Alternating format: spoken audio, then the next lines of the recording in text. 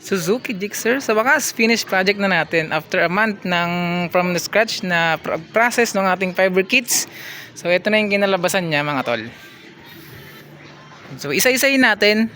So bali lahat pala to naka forged carbon fiber. Ito yung kauna-unahang mga product natin or yung finished product na nagawa. So unahin natin yung baba. Front wheel fender.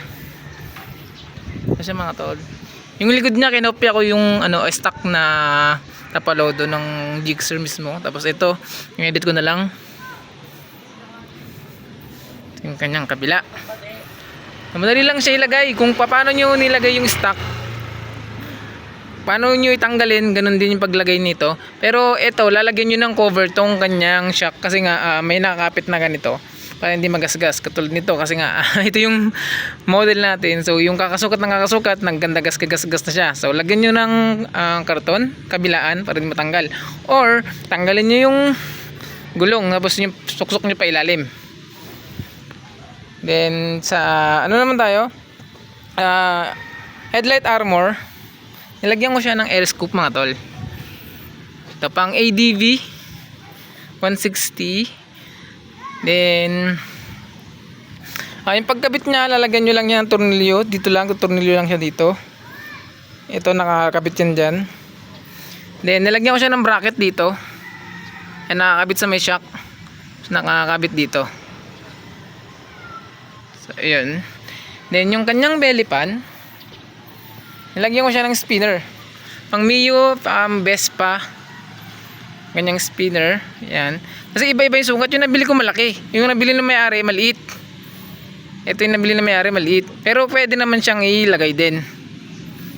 Kayo na lang magbutas. So, hindi ko ito lalagyan ng butas. Kayo na lang din magbutas para may sukat nyo. Kasi medyo mahaba naman tong kanyang bracket dito. Tapos nagkaroon siya ng fake engine. Ayan. Parang malaking engine siya. Forged carbon na rin.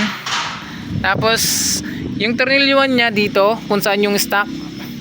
Then nalagyan ko ng bracket dito. Lalagay mo na yung bracket ng DIY bracket. Tapos ito mahaba kasi ito.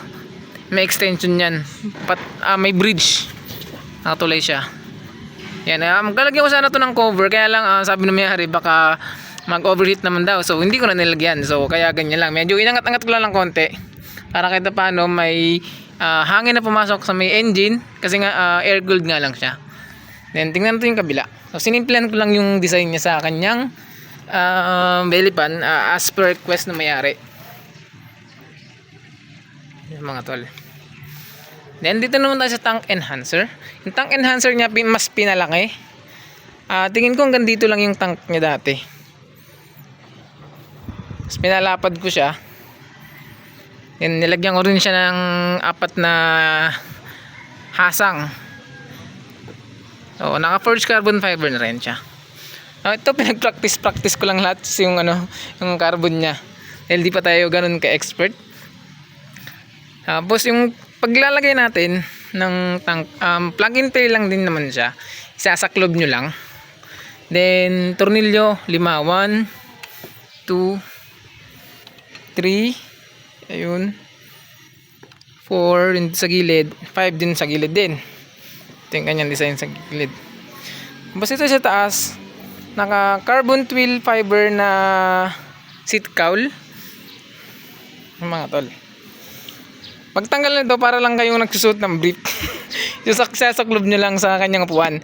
Pwede nyo itong tanggalin itong na to. Tapos andun yung nasa loob niya, yung mismong upuan niya.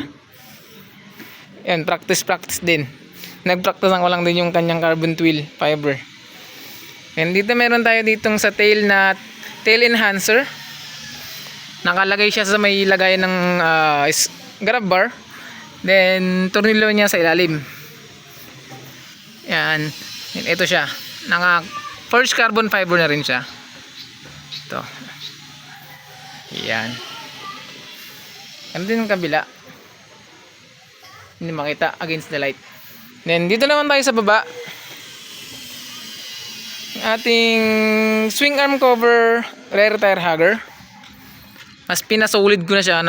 Tinanggal ko na yung butas niya dito. Kasi yung sa version 2 may butas pa dito. Then sa kabila. To universal to pwede kahit saan mga naka monoshock na swing arm.